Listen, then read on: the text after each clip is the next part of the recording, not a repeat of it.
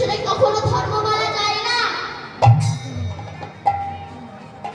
সংসার কাকে বলে বলুন তো?